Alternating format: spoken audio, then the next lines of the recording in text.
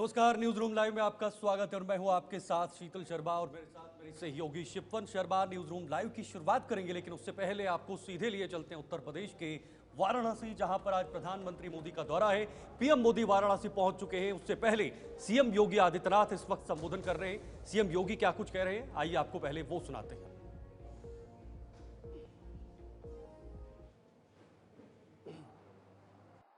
काशी वासियों की ओर से उन्हीं की काशी में मैं हृदय से स्वागत करता हूं, अभिनंदन करता हूं।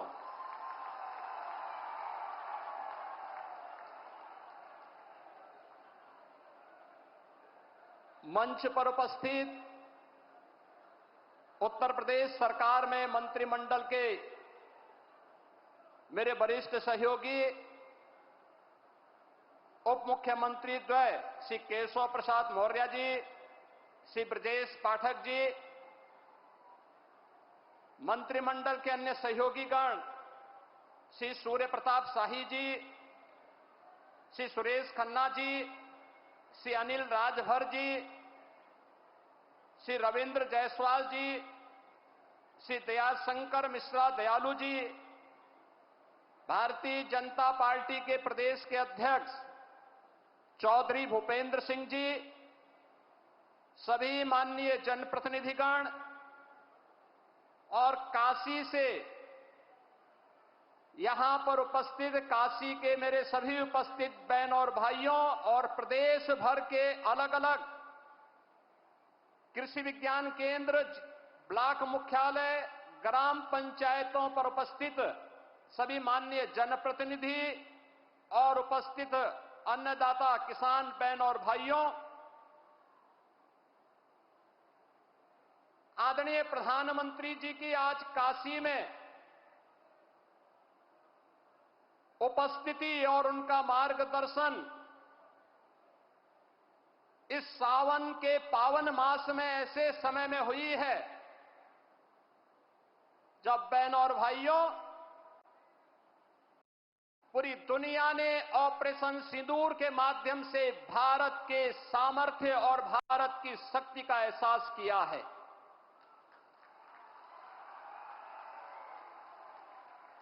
पहलगांव के अपराधियों को मिट्टी में मिला करके दुश्मन के घर में घुस करके उनका खात्मा करने का मादा भारत रखता है, नया भारत रखता है। ऑपरेशन सिंदूर के सफल क्रियान्वयन के उपरांत आदरणीय प्रधानमंत्री जी का यह आगमन आज काशी की धरती पर हुआ है। इस अवसर पर उत्तर प्रदेश वासियों की ओर से आदरणीय प्रधानमंत्री जी का मैं हृदय से स्वागत करता हूं, अभिनंदन करता हूं।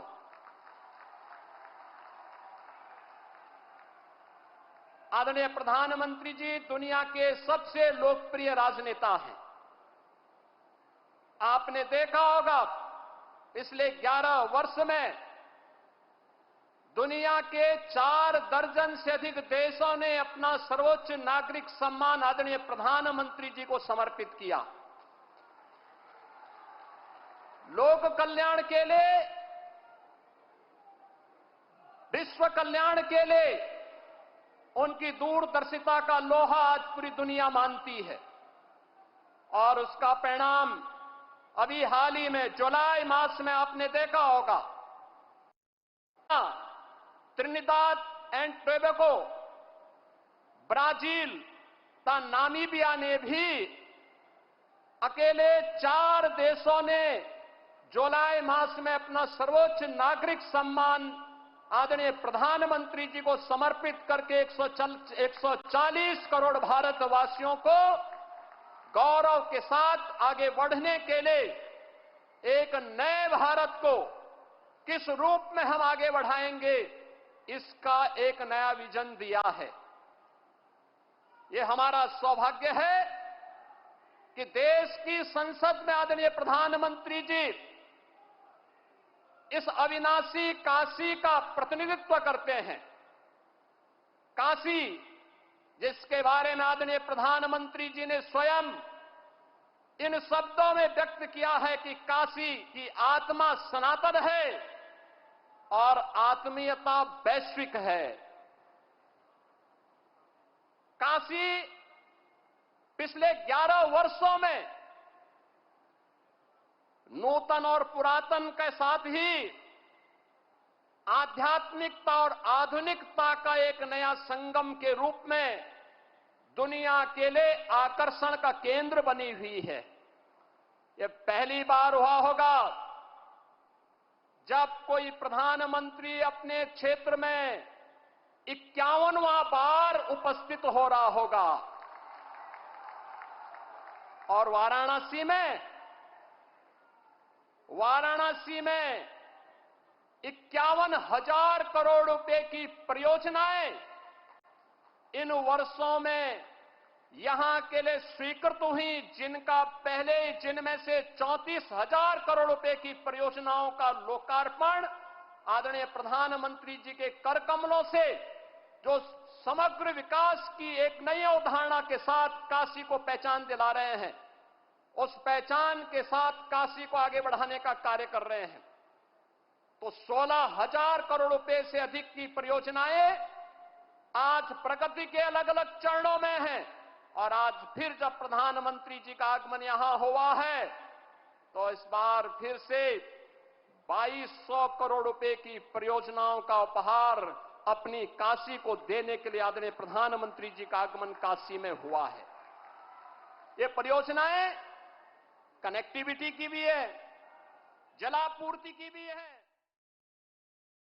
तो आपने सुना सीएम योगी आदित्यनाथ वाराणसी से संबोधित कर रहे थे और साथ ही साथ सेंट्रल गवर्नमेंट और साथ ही साथ स्टेट गवर्नमेंट की तमाम जो उपलब्धियां हैं, जनहित में जो काम किए गए हैं, एक एक कर वो साझा कर रहे थे। अब सीधे रुख करेंगे उत्तराखंड के देहरादून का, जहां पर सीएम पुष्कर सिंह धामी द्वारा एक कार्यक्रम में शिरकत की गई है। सुनिए अपने संबोधन में उन्होंने क्या कुछ कहा है।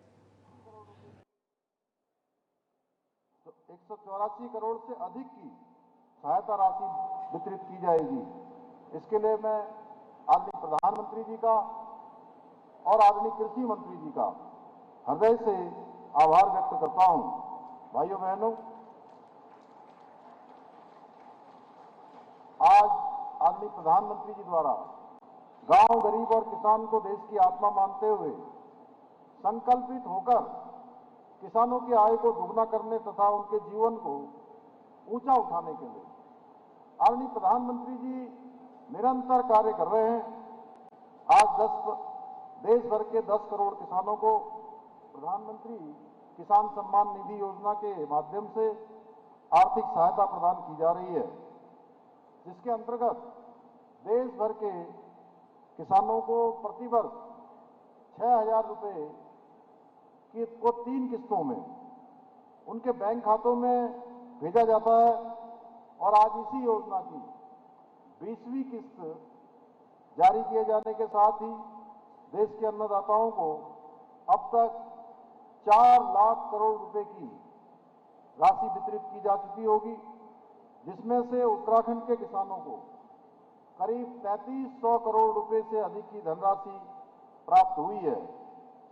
जब एक किसान के खाते में सहायता राशि पहुंचती है तो उसे ये बोध होता है कि कोई है जो वास्तव में उसे अन्नदाता मानकर उसके सम्मान को, उसके परिश्रम को और उसके अस्तित्व की परवाह कर रहा है, क्योंकि बीते 60 वर्षों में ने भी सच्चे मन से में प्रयास नहीं किया, न ही उनको उचित सम्मान दिया, परंतु आदरणीय प्रधानमंत्री श्री नरेंद्र मोदी जी के दूरदर्शी नेतृत्व में देश कल्याण की दिशा में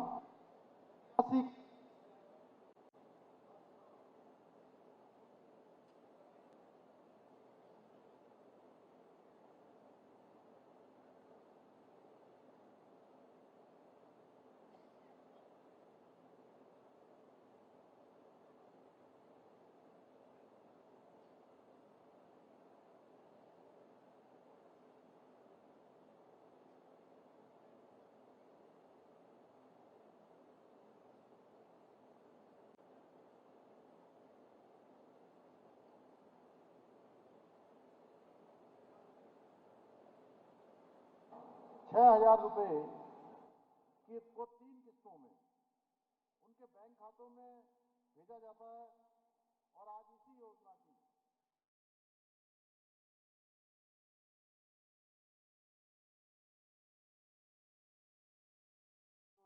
माध्यम विकास का प्रमुख इंजन मानते हुए जहां एक और किसान क्रेडिट कार्ड लिमिट को 3 लाख रुपए से बढ़ाकर 5 लाख रुपए करने का ऐतिहासिक निर्णय लिया गया है, वहीं किसानों को प्रोत्साहित करने के साथ साथ प्राकृतिक कृषि को सिंचाई और कृषि तकनीकों के विकास पर भी विशेष फोकस किया जा रहा है। इतना ही नहीं, कृषि क्षेत्र को और अधिक सशक्त बनाने के लिए 14,000 करोड़ रुपए की लागत से 7 नई परियोजनाओं पर भी काम किया जा रहा है। भाइयों बहनों, राज्य के अंदर भी आदरणीय प्रधानमंत्री जी के मार्गदर्शन में हम अनेक काम किसानों के उत्थान के लिए कर रहे हैं। जहां किसानों को 3 लाख रुपए तक का ऋण बिना ब्याज के उपलब्ध करा रहे हैं, वहीं कृषि उपकरण खरीदने के लिए फार्म मशीनरी बैंक योजना के तहत 80% की सब्सिडी भी प्रदान कर रहे हैं। अभी हमने नहरों से सिंचाई को पूरी तरह से सिंचाई के लिए मुक्त करने का काम किया है। साथ ही किसानों की आयु बढ़ाने के लिए पॉली हाउस के निर्माण के लिए 200 करोड़ रुपए की राशि का प्रावधान किया है। इसके साथ ही जहां हम गेहूं खरीद पर किसानों को 20 रुपए प्रति क्विंटल का बोनस प्रदान कर रहे हैं, वहीं गन्ने के रेट में भी 20 रुपए प्रति क्विंटल की हमने बढ़ोतरी की है। मुझे ये बताते हुए अत्यंत हर्ष हो रहा है कि प्रदेश में डबल इंजन की सरकार बनने के बाद अब तक किसानों के खातों में डीबीटी के माध्यम से जो राशि भेजी जा रही है वो पिछले 22 वर्षों में भेजी गई राशि से कहीं अधिक है। भाइयों बहनों, हमारी सरकार द्वारा सब्जियों की तरह फलों के उत्पादन को बढ़ाने के लिए भी अनेक प्रयास किए जा रहे हैं। हाल ही में हमारी सरकार ने 1200 करोड़ रुपए की लागत से नई सेब नीति, कीवी नीति, स्टेट मिलेट मिशन और जैसे अनेक कई महत्वपूर्ण योजनाओं को लागू किया है। इन नीतियों के तहत बागवानी को प्रोत्साहित करने के लिए किसानों को 80% तक की सब्सिडी प्रदान की जा रही है। यही नहीं, हमारी सरकार ने राज्य में विभिन्न योजनाओं और नीतियों को सफलतापूर्वक लागू किया है, जिससे आज प्रदेश के किसानों का समग्र विकास सुनिश्चित हो रहा है। इसी का परिणाम है कि नीति आयोग भारत सरकार के सतत विकास के लक्ष्यों को प्राप्त करने में हमारा पूरे देश के अंदर उत्तराखंड उस इंडेक्स में पहले स्थान पर पूरे देश के अंदर आया है। वहीं हमने रोजगार उपलब्ध कराने वाले राज्यों में हमने 4.4% की कमी लाकर राष्ट्रीय औसत को भी पीछे छोड़ने का काम किया है। भाइयों बहनों, राज्य हित में भी हमने अनेक ऐतिहासिक निर्णय लिए हैं, जिन्हें पूर्व की सरकारों ने अपने राजनीतिक स्वार्थों के चलते ठंडे बस्ते में डाल दिया था। एक और जहां हमने पूरे देश के अंदर सबसे पहले समान नागरिक संहिता का कानून लागू करने का ऐतिहासिक निर्णय लिया है, वहीं प्रदेश का सबसे देश का प्रभावी नकल कानून उत्तराखंड के अंदर लागू किया है। और उसके लागू होने के बाद अब तक 24,000 नियुक्तियां बिना किसी नकल के संपन्न हो चुकी है। भाइयों बहनों, सामान्य घर के बेटे बेटियों को आज सभी सेवाओं में आने का अवसर मिल रहा है। इतना ही नहीं, देवभूमि उत्तराखंड के सांस्कृतिक और डेमोग्राफी को सुरक्षित रखने के लिए भी हम संकल्पबद्ध होकर काम कर रहे हैं। इसी संकल्प के साथ हमने सख्त धर्मांतरण रोधी कानून, सख्त दंगा रोधी कानून, लैंड जिहाद, लव जिहाद और थूक कार्रवाई सुनिश्चित की है। हमने लैंड जिहाद पर कार्रवाई करते हुए 7,000 एकड़ से भी अधिक जमीन को, सरकारी भूमि को लैंड जिहादियों से मुक्त कराया है। इसके साथ ही 250 से अधिक अवैध मदरसों को सील करने के साथ ही 500 से अधिक अवैध संरचनाओं को भी हटाने का काम किया है।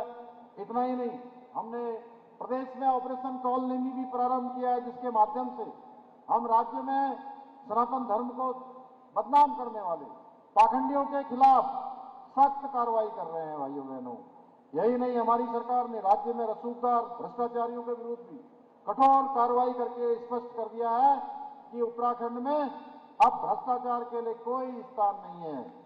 भाइयों बहनों,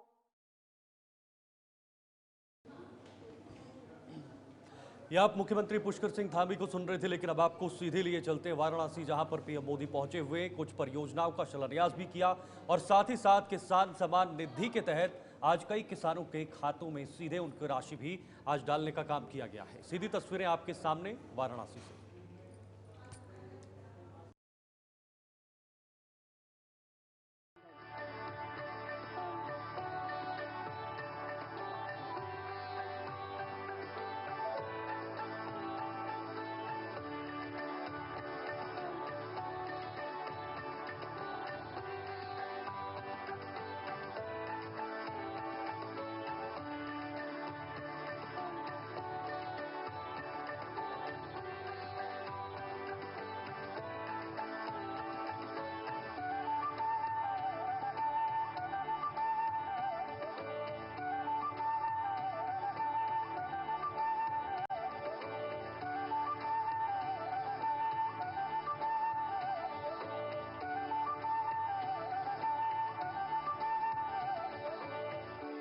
बहुत बहुत धन्यवाद माननीय प्रधानमंत्री जी।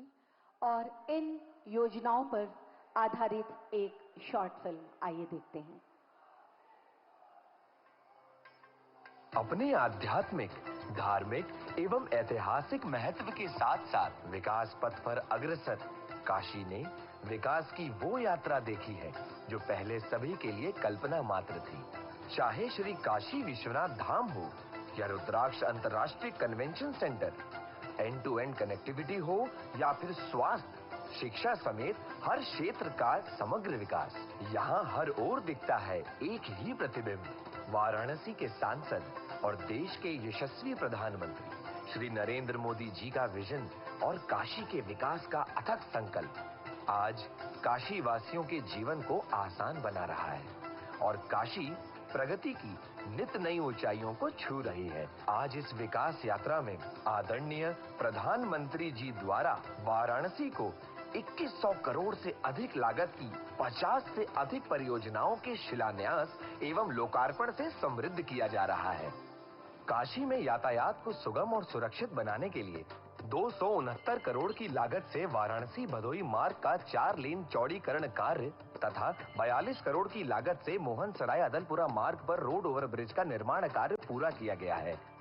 इसके साथ ही अन्य सड़क परियोजनाओं के भी पूरे होने से अब सीमावर्ती जिलों से आवागमन की सुविधा में विस्तार होगा। हर घर जल के विजन के अनुरूप जल जीवन मिशन के अंतर्गत लगभग 130 करोड़ की लागत से 47 ग्रामीण पेयजल योजनाएं पूरी की गई हैं, जिससे 22,000 घरों में स्वच्छ जलापूर्ति संभव हो सकेगी तथा 1.5 लाख से अधिक लोग लाभान्वित होंगे। BHU एवं होमी भाभा कैंसर अस्पताल में 73 करोड़ की लागत से रेडिएशन मशीनें, रोबोटिक सर्जरी यूनिट और CT स्कैन जैसी अत्याधुनिक सुविधाओं की स्थापना से वाराणसी समेत अन्य जनपदों तथा सीमावर्ती राज्यों के मरीजों को जांच एवं उपचार में सहूलियत होगी। वाराणसी के उदीयमान भविष्य हेतु सार्वभौमिक शिक्षा सुनिश्चित करने के दृष्टिगत में लगभग 8 करोड़ की लागत से 53 प्राथमिक विद्यालयों के पुनरुद्धार एवं मरम्मत का कार्य पूर्ण किया गया है, जिससे 7,000 छात्रों को गुणवत्ता परक शैक्षणिक सुविधा मिल सकेगी। यहाँ के पर्यटन स्थलों एवं धार्मिक गंतव्यों के समग्र विकास हेतु लगभग 30 करोड़ की लागत से जल शोधन, जीर्णोद्धार, निर्माण एवं पुनर्विकास के कार्य भी पूर्ण कराए गए हैं। इसके अतिरिक्त सिंथेटिक हॉकी टर्फ तथा विभिन्न अन्य परियोजनाओं की सौगात भी आज काशी को मिल रही है, जिससे समस्त जन को लाभ होगा। इसी के साथ आदरणीय प्रधानमंत्री जी द्वारा 1600 करोड़ से अधिक मूल्य की विभिन्न परियोजनाओं का शिलान्यास भी आज किया जा रहा है। 881 करोड़ की लागत से वाराणसी शहर में स्मार्ट डिस्ट्रीब्यूशन एवं अंडरग्राउंड केबलिंग का कार्य, 86 करोड़ की लागत से राजकीय होम्योपैथिक मेडिकल कॉलेज एवं चिकित्सालय का निर्माण कार्य, 500 करोड़ की लागत से विभिन्न सड़कों एवं पुलों के चौड़ीकरण एवं सुदृढ़ीकरण का कार्य तथा नगर विकास से जुड़े कई कार्य किए जाएंगे, जिनमें पार्कों का पुनर्विकास, मल्टीलेवल। तो चलिए अब बात करेंगे सीएम विष्णुदेव साय की, जो कि छत्तीसगढ़ में एक कार्यक्रम का आयोजन किया गया है, जहां पर कि वो वर्चुअली इस योजना के साथ जुड़े हुए हैं। तो फिलहाल पीएम किसान सम्मान निधि योजना का एक कार्यक्रम आयोजित किया गया है, जहां पर सीएम विष्णुदेव साय वर्चुअल तरीके से, ऑनलाइन तरीके से इस कार्यक्रम में उन्होंने शिरकत की है। सीधी तस्वीरें आपके सामने। मंच पर अपना स्थान ग्रहण करें। प्रदेश के अलग अलग हिस्सों से सम्माननीय अन्नदाता बंधु और हमारी माताएं हमारे बीच आई हुई हैं। आप सभी अपना स्थान ग्रहण करें। पीएम किसान सम्मान निधि की 12वीं किस्त के तहत 9 करोड़ 70 लाख से अधिक किसानों को 20,500 करोड़ रुपए की किस्त सम्मान राशि जो है आज यहां से जारी होने वाली है। और आप जो सीधी तस्वीरें देख रहे थे वाराणसी की, वो तस्वीरें भी हम यहां पर देख रहे होंगे। और ये बहुत ही सुंदर अवसर है हमारे बीच जब हम आज के इस कार्यक्रम में शामिल हो रहे हैं और हमें बहुत खुशी है कि माननीय मुख्यमंत्री जी का आगमन इस परिसर में हो चुका है। आज के कार्यक्रम को हम आगे बढ़ाएंगे और सर्वप्रथम हम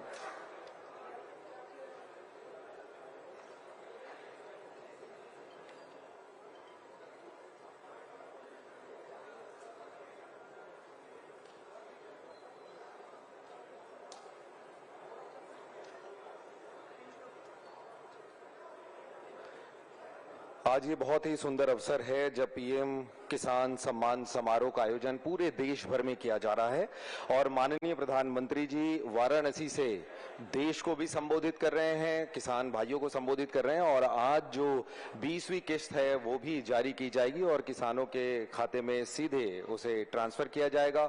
हम सब यहाँ पर बैठकर माननीय प्रधानमंत्री जी का उद्बोधन और उनके आशीर्वचन भी सुनेंगे और उसके बाद हमारे लिए ये खुशी का अवसर है जब माननीय प्रधानमंत्री जी जिसमें कान की मशीन व वयोश्री किट है, इसके माध्यम से इनके लिए भी दैनिक जीवन सरल और सुगम होगा। उनसे पूछते, उनको बताते कि आप इससे सुनकर बताइएगा कैसा लग रहा है। और मंच पर इनके बाद आएंगी सीता कुमारी पाल। श्री सवर्णी जी, प्रबंध संचालक मंडी बोर्ड, आपसे निवेदन है माननीय केंद्रीय कृषि राज्य मंत्री जी श्री तुखन साहू जी का आप स्वागत करें। ट्राई साइकिल प्रदान कर रहे हैं अपने कर कमलों से माननीय प्रधानमंत्री जी। इससे इनके कार्य को तो गति मिलेगी, आवागमन की सुविधा और सरल हो जाएगी इनके लिए। सीता कुमारी पाल। तिलघानी बोर्ड के अध्यक्ष आदरणीय साहू जी हमारे बीच हैं। उनके स्वागत के लिए हम निवेदन करते हैं आदरणीय बंजारे जी से कि आप उनका स्वागत करें। मैं करती हूँ। स्वतंत्र भारत की गौरव गाथा जब भी पढ़ी या लिखी जाएगी तब वर्ष 2014 का काल। और हम पुनः वो तस्वीरें सीधे देख रहे हैं जो वाराणसी से आ रही हैं, जहां पर माननीय प्रधानमंत्री जी मौजूद हैं और आज के इस ऐतिहासिक दिन में वे पीएम किसान सम्मान समारोह जो पूरे देश भर में आयोजित किया जा रहा है उसकी अगुवाई कर रहे हैं। और सीधी तस्वीरें आइए हम सब देखते हैं वाराणसी की जो आपके सामने स्क्रीन पर चल रही हैं। सिंदूर जिसने देश के आत्मसम्मान को पूरी दुनिया के सामने बरकरार रखा। सभी 142 करोड़ भारतवासी, हम सबको आप पर गर्व है माननीय प्रधानमंत्री जी। आप मां भारती की आन बान और शान है। हम सबकी जोरदार तालियों और उद्घोष के बीच मैं आपसे सादर अनुरोध करती हूँ कि आज काशी के इस पावन भूमि पर सावन के इस पवित्र मास में हम सबको अपना आशीर्वाद दें, हमारा मार्ग प्रशस्त करें माननीय प्रधानमंत्री जी।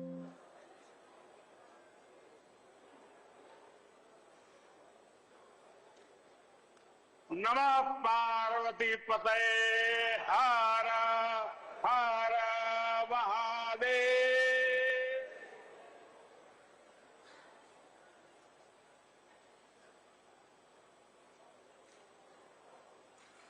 सावन के पावन महीने में आज हमके काशी के हमरे परिवार के लोगन से मिले का अवसर मिलल है। हम काशी के हर परिवारजन के प्रणाम करत है। यूपी के मुख्यमंत्री योगी आदित्यनाथ जी, डिप्टी सीएम केशव प्रसाद मौर्य, शिवराज सिंह चौहान जी, देश के अलग अलग हिस्सों में जुड़े हुए सभी आदरणीय मुख्यमंत्रीगण, गवर्नर श्री, मंत्रीगण, यूपी सरकार के मंत्रीगण, यूपी भाजपा अध्यक्ष भूपेंद्र सिंह चौधरी जी,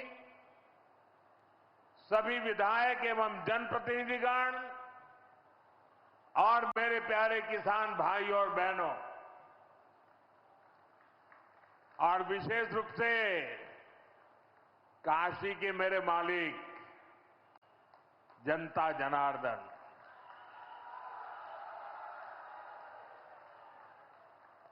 आज हम काशी से देश भर के लाखों किसानों से जुड़े हुए हैं। सावन का महीना हो, काशी जैसा पवित्र स्थान हो और देश के किसानों के साथ जुड़ने का अवसर हो, इससे बड़ा सौभाग्य क्या हो सकता है।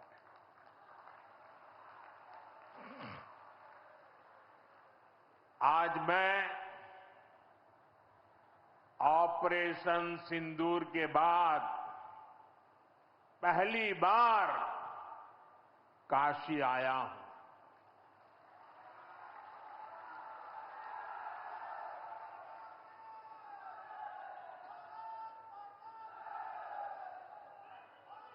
जब 22 अप्रैल को पहलगाम में आतंकी हमला हुआ था, 26 निर्दोष लोगों की इतनी बेरहमी से हत्या कर दी गई। उनके परिवार की पीड़ा, उन बच्चों का दुख, उन बेटियों की वेदना, मेरा हृदय बहुत तकलीफ से भर गया था। तब मैं बाबा विश्वनाथ से यही मना रहा था कि सभी पीड़ित परिवारों को ये दुख सहने की हिम्मत दे। काशी के मेरे मालिकों, मैंने अपनी बेटियों के सिंदूर का बदला लेने का जो वचन दिया था,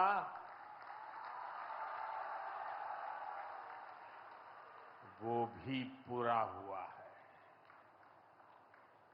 ये महादेव के आशीर्वाद से ही संभव हुआ है।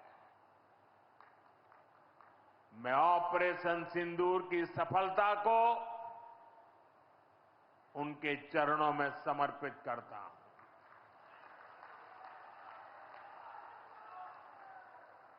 साथियों,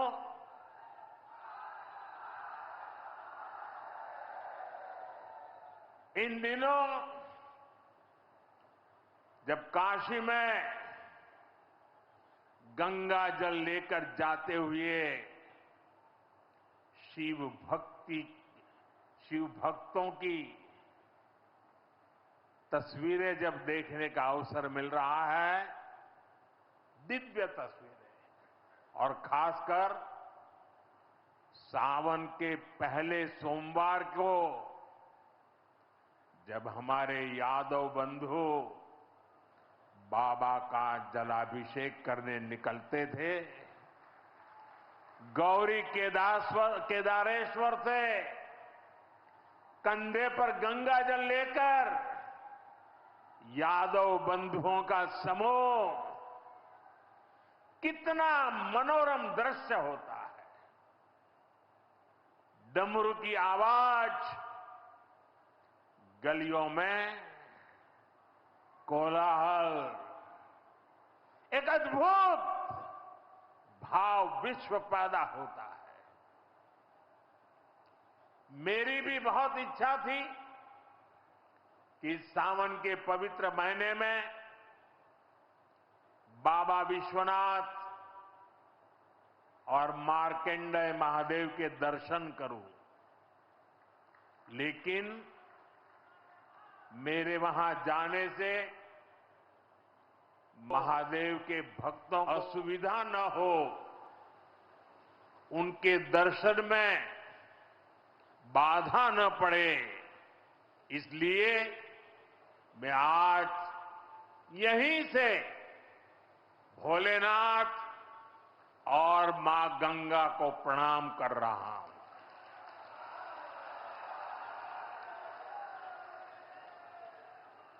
हम सेवापुरी के ई मंच से यहीं से भोलेनाथ और मां गंगा को प्रणाम कर रहा हूं।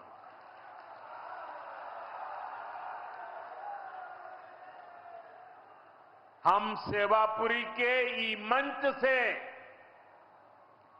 बाबा काशी विश्वनाथ के प्रणाम करत है। नमः पार्वती पते हर हर महादेव।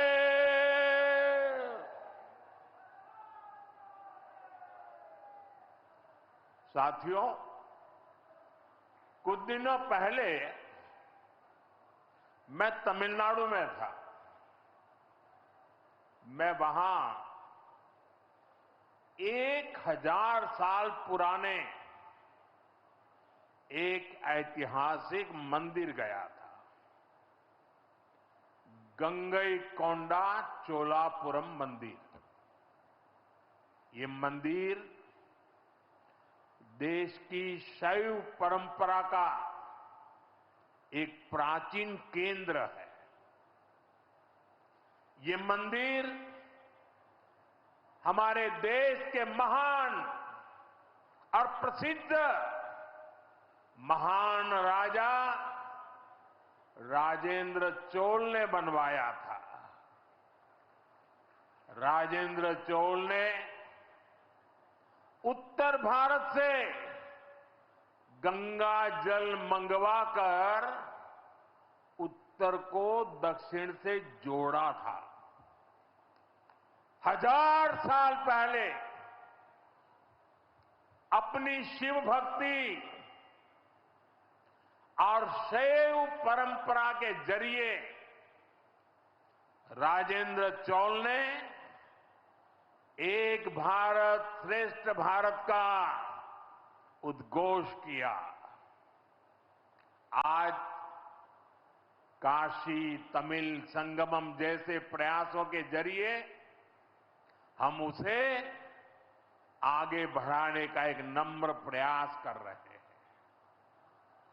और मैं जब अभी गंगईकोंडा चोलापुरम गया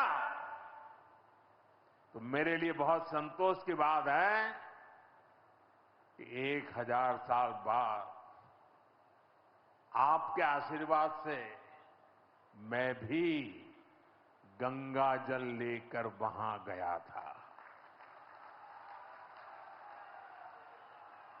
मां गंगा के आशीर्वाद से बहुत ही पवित्र माहौल में वहां पूजा संपन्न हुई।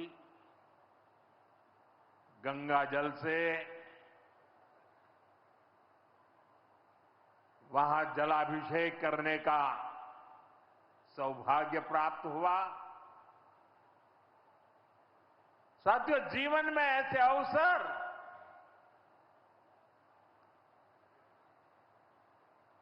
बहुत प्रेरणा देते हैं। देश की एकता की हर बात नई चेतना जगा देती है और तभी तो ऑपरेशन सिंदूर सफल होता है।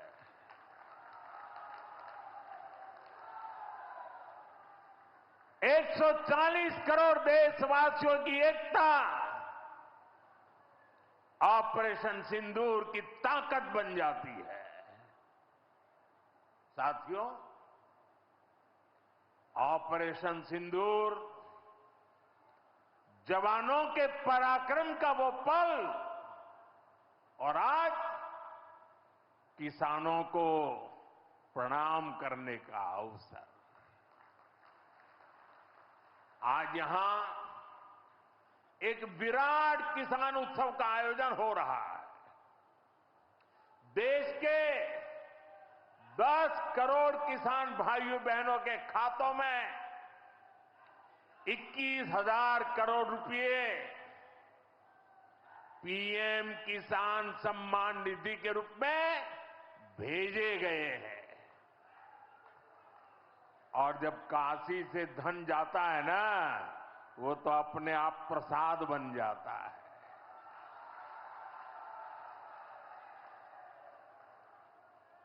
₹21,000 करोड़ रुपया किसानों के खाते में जमा। साथियों, आज यहां भी 2,000 करोड़ रुपए से ज्यादा की विकास परियोजनाओं का लोकार्पण और शिलान्यास भी हुआ है। बाबा के आशीर्वाद से काशी में विकास की अविरल धारा मां गंगा के साथ साथ आगे बढ़ रही है।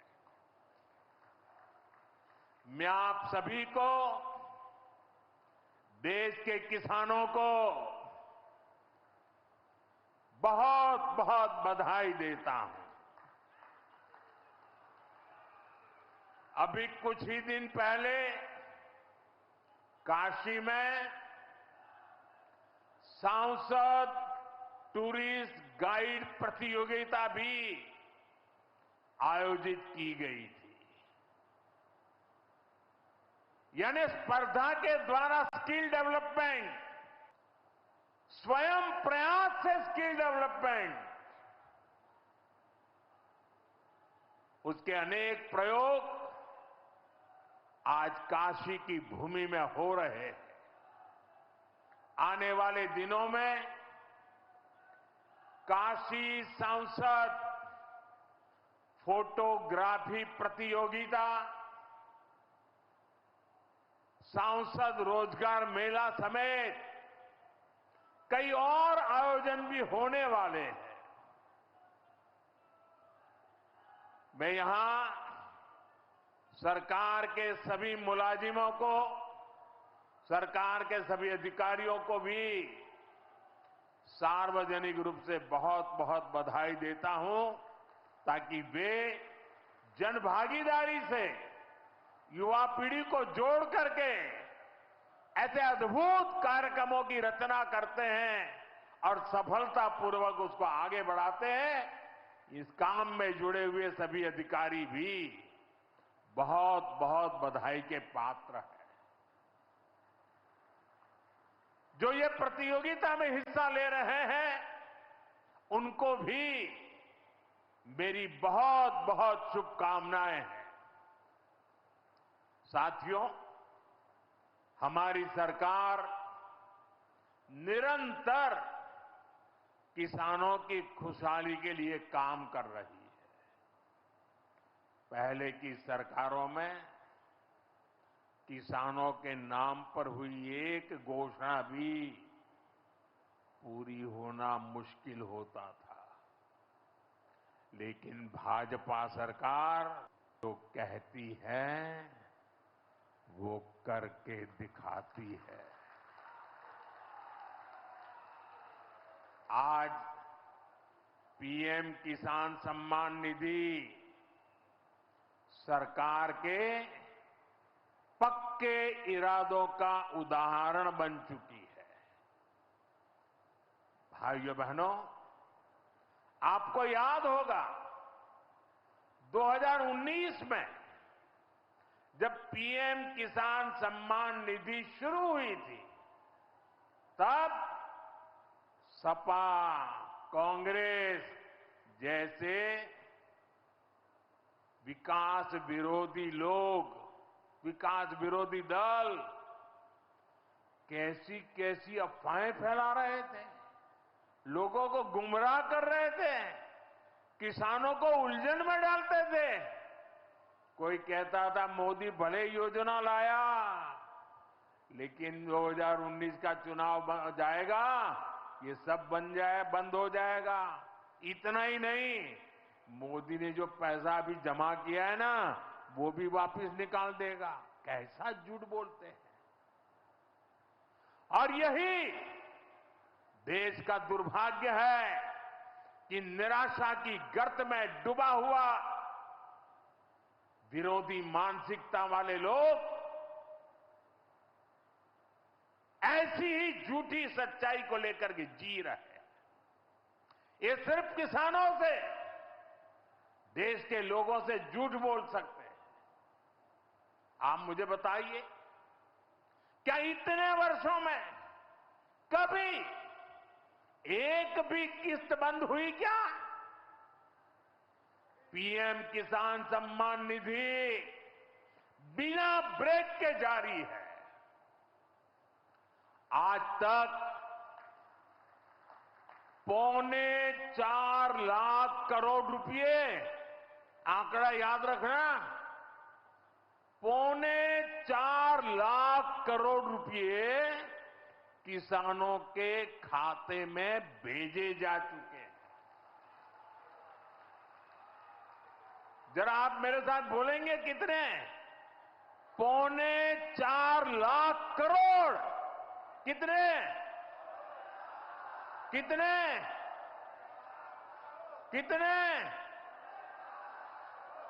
और ये 4.25 लाख करोड़ इतने रुपये किसके खाते में जमा किए?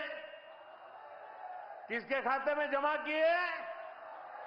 मेरे किसान भाई बहनों के खाते में जमा किए। यहां यूपी के भी करीब 2.5 करोड़ किसानों को इसका लाभ मिला है। यूपी में किसानों को इस योजना के 90,000 करोड़ रुपए से ज्यादा भेजे गए हैं। इतना ही नहीं, मेरी काशी के किसानों को भी करीब करीब 900 करोड़ रुपए मिले हैं। आपने ऐसा सांसद चुना कि आपके खाते में 900 करोड़ रुपया आया है। और इससे बड़ी बात, बिना किसी कट कमीशन के,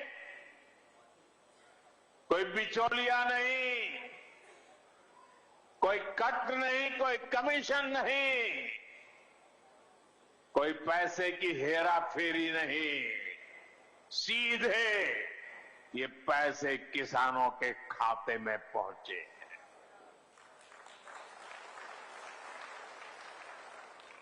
और मोदी ने ये परमानेंट व्यवस्था बना दी है। ना लीकेज होगी, न गरीब का हक छीना जाएगा। साथियों, मोदी के विकास का मंत्र है, जो जितना पिछड़ा उसे उतनी ज्यादा प्राथमिकता। जो जितना पिछड़ा उसे ज्यादा प्राथमिकता। इस महीने केंद्र सरकार ने एक और बड़ी योजना को मंजूरी दी है। इसका नाम है प्रधानमंत्री धन धान्य कृषि योजना। इस योजना पर 24,000 करोड़ रुपए किसानों के कल्याण के लिए, कृषि व्यवस्था के लिए, कृषि विकास के लिए 24,000 करोड़ रुपए खर्च किए जाए।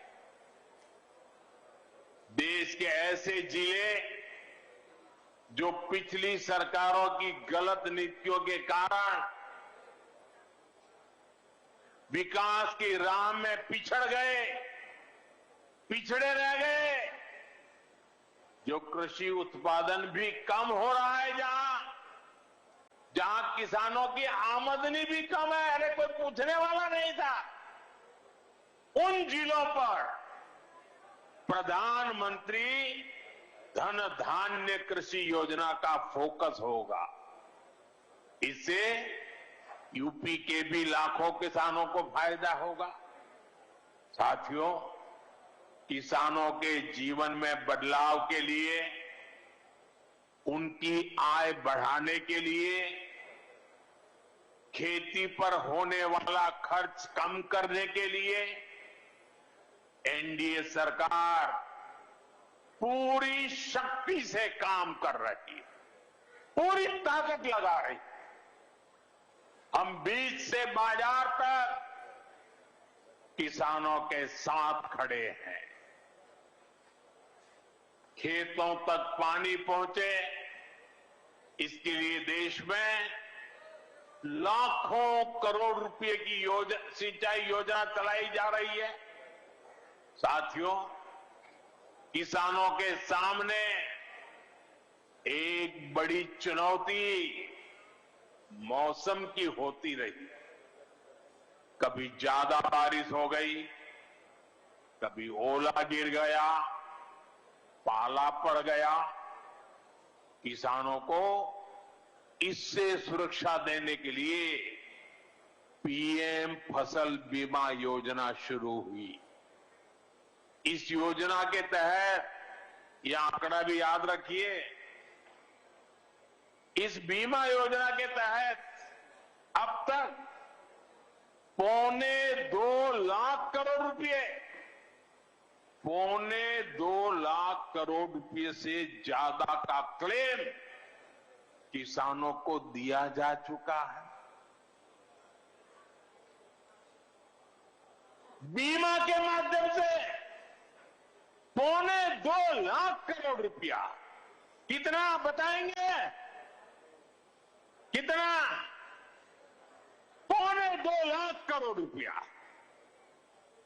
साथियों, हमारी सरकार यह भी सुनिश्चित कर रही है कि आपको आपकी फसल की सही कीमत मिले। इसके लिए फसलों की एमएसपी में रिकॉर्ड वृद्धि हुई है। धान और गेहूं जैसी प्रमुख 2.25 बढ़ाई गई है। आपकी उपज सुरक्षित रहे, इसलिए सरकार देश में हजारों नए गोदाम भी बनवा रही है। भाइयों बहनों, हमारा जोर कृषि अर्थव्यवस्था में महिलाओं की भागीदारी बढ़ाने पर भी है। हम लखपति दीदी अभियान चला रहे हैं।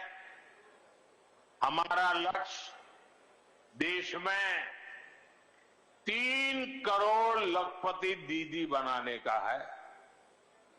3 करोड़ लखपति दीदी। ये सपा वाले तो आंकड़ा सुनकर के ही साइकिल लेके भाग जाएंगे। अब तक 1.5 करोड़ से ज्यादा लखपति दीदी भी बन चुकी है। 3 करोड़ का लक्ष्य में से आधा काम पूरा कर लिया।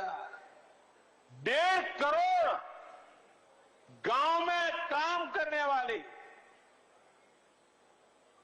गरीब परिवार की, किसान परिवार की हमारी बहनें, 1.5 करोड़ बहनें लखपति दीदी बन जाए, ये बहुत बड़ा काम हो रहा है।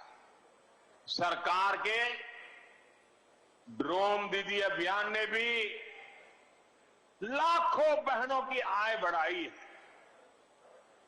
साथियों, हमारी सरकार कृषि से जुड़ी आधुनिक रिसर्च को खेतों तक पहुंचाने में भी जुटी है। इसके लिए मई और जून के महीने में खास तौर पर विकसित कृषि संकल्प अभियान चलाया गया। लैब से लैंड के मंत्र के साथ 1.25 करोड़ से अधिक किसानों से सीधा संवाद किया गया। हमारे देश में माना गया है और यह व्यवस्था भी है कि कृषि ये राज्य का विषय है और सही भी है, लेकिन उसके बावजूद भी भारत सरकार को लगा, एनडीए सरकार को लगा, मोदी सरकार को लगा कि भले विषय राज्य का हो, राज्य करे, कर पाए न कर पाए, बहुत से राज्य जो नहीं कर पाते, तो हमने तय किया कि हम खुद भी कुछ करेंगे और करोड़ों किसानों के साथ सीधा संवाद किया। साथियों, केंद्र सरकार की योजनाओं का लाभ आप सभी तक निरंतर पहुंचता रहे, इस दिशा में आज मुझे आपके साथ एक अहम जानकारी साझा करनी है और उसमें मुझे आपकी मदद भी चाहिए। यहां बैठे हुए लोगों की भी मदद चाहिए। आपको पता है, जनधन योजना के तहत देश में 55 करोड़ गरीबों के बैंक खाते खोले गए। जिनको कभी बैंक का दरवाजा देखने का सौभाग्य नहीं मिला था, ऐसे 55 करोड़ लोगों के खाते ये मोदी को जब से आपने काम करने का अवसर दिया ना, मैं ये काम कर रहा था। 55 करोड़। अब इस योजना को हाल ही में 10 साल पूरे हुए हैं। अब बैंकिंग क्षेत्र का कुछ नियम है, वो नियम एक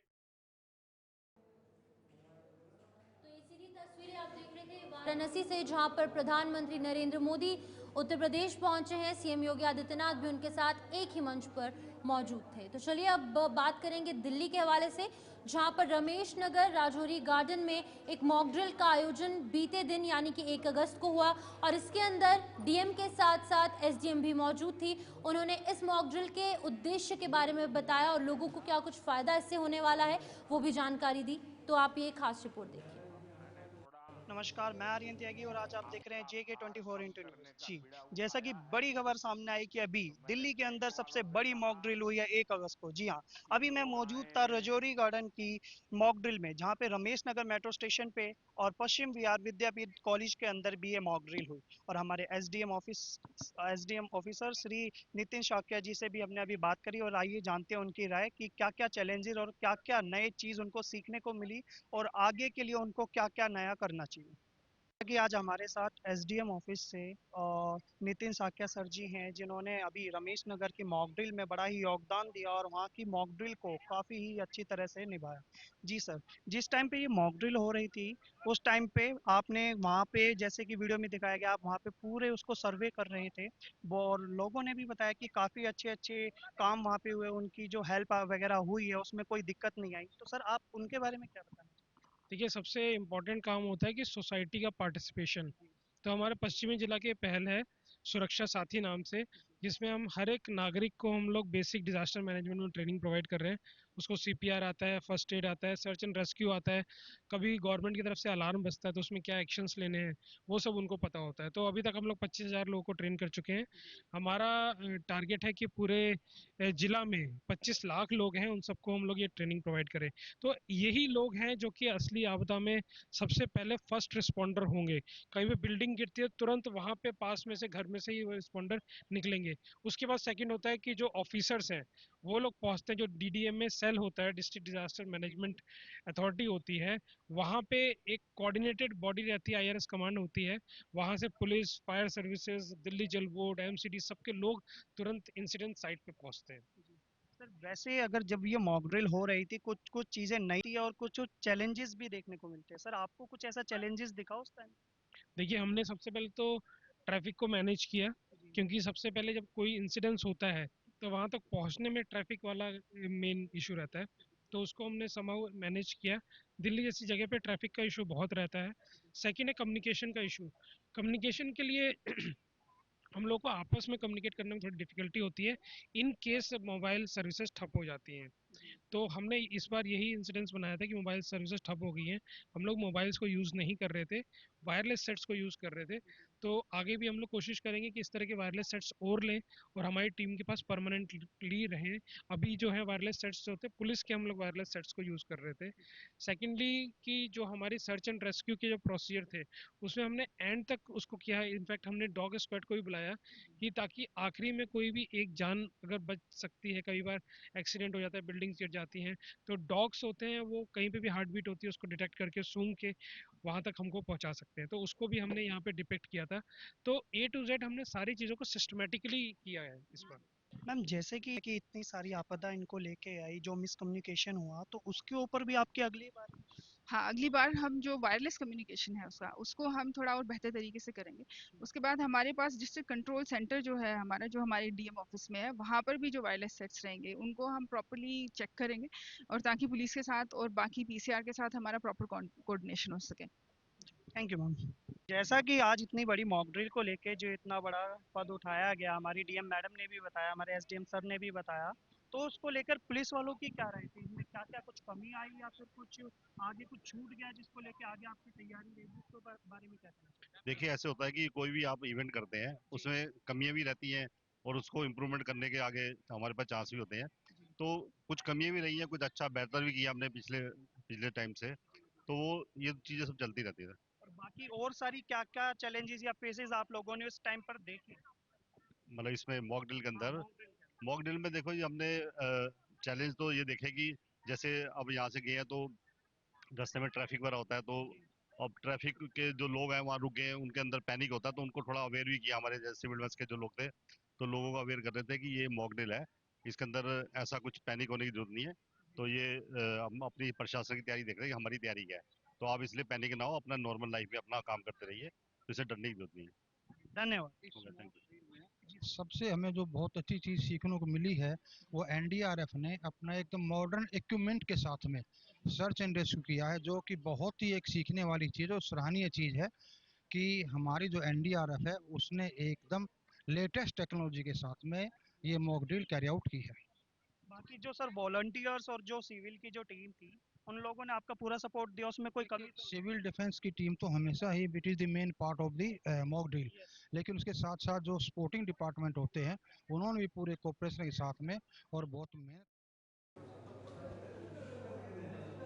एक स्पेशल रिपोर्ट आपने दिल्ली से देखी जहां पर मॉक ड्रिल का आयोजन किया गया था और इस मॉक ड्रिल के फायदे भी वहां पर गिनाए गए। फिलहाल न्यूज रूम लाइव में अभी के लिए इतना ही। वक्त एक ब्रेक का है, आप बने रहिए हमारे साथ क्योंकि खबरों का सिलसिला लगातार जारी है।